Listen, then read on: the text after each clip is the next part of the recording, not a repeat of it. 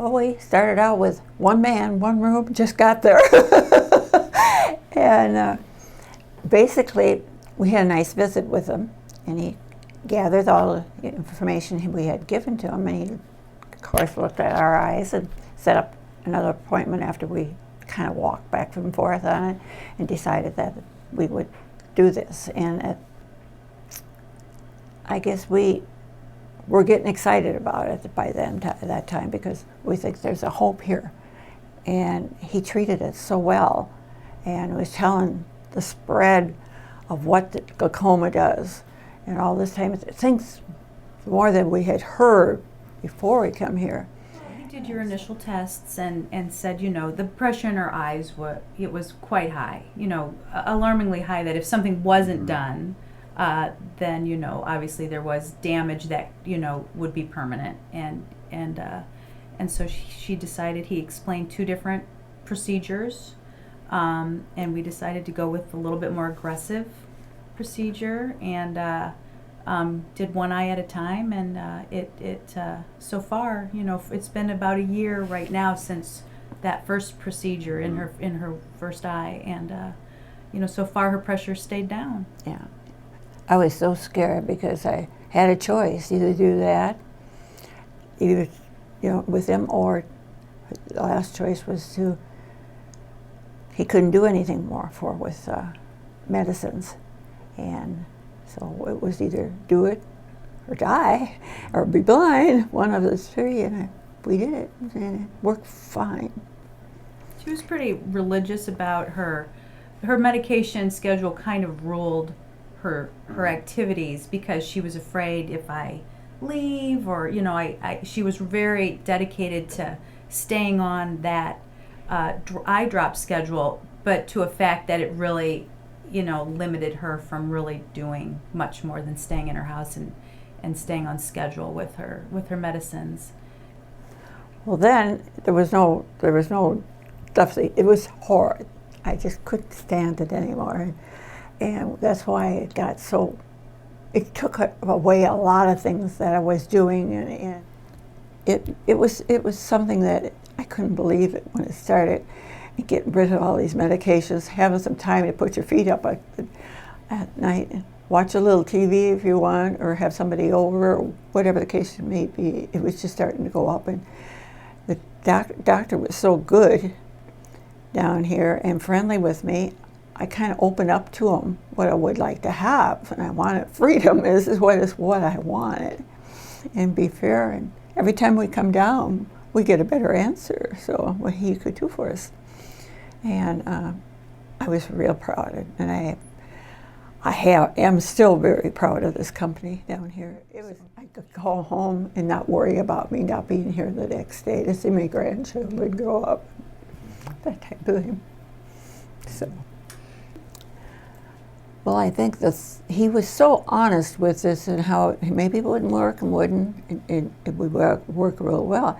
He was so into his work.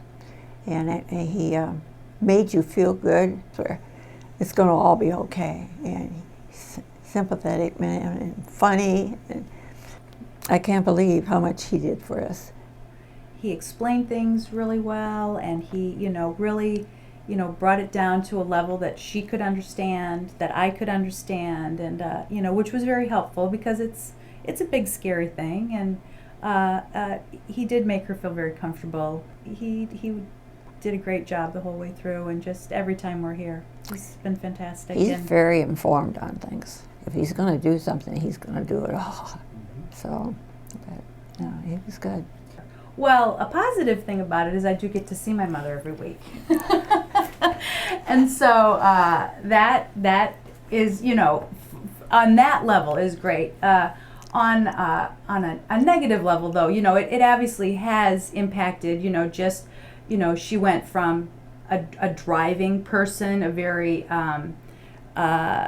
you know, could take care of herself and just very independent, to where, you know, once that's taken away, you know, your whole world becomes dependent on everybody else. And that has somewhat been a stressful sort of thing.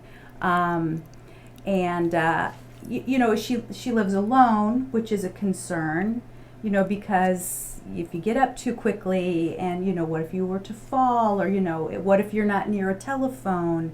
We check in on a daily basis, and, you know, that sort of a thing. And also, you know, I think it's impacted her social life, just because she doesn't feel as confident going out all the time. So just the inability to be as independent as she was prior to this taking place has probably been the biggest negative impact. Hopefully we're going to come full circle, and once it's warm outside, she'll be able to regain some of the freedoms that she had prior to all of this taking place. I used to walk 7 miles, 8 miles a day. And I was doing that all the time. And it was so fun because I had all my friends at home, or meet them on the road walking. Yeah, she was involved in a lot of volunteer work prior to all of this taking place, and did a lot of work for her church, and, you know, was out walking every single day. And I think just it made her scared, you know, to that something was going to happen, and so it really, you know, allowed her. I mean, she just doesn't do as many things as she did prior. I enjoy practically everything, you know, everything, and I put myself in a situation at one time that I didn't want to face people or anything like that, because it wasn't, everybody had everything I wanted, you know, as far as having a good day and basically just being a good person yourself and having the fun of being able to see things and come back. I got a nice porch at my house at home, and I could go out and sit, watch the birds, and take your books out there, and the weather is nice. You know, it's just giving you a whole new look on life my second time around. So that's the way I feel about it. And I love my kids. They just, like I said, she's the best.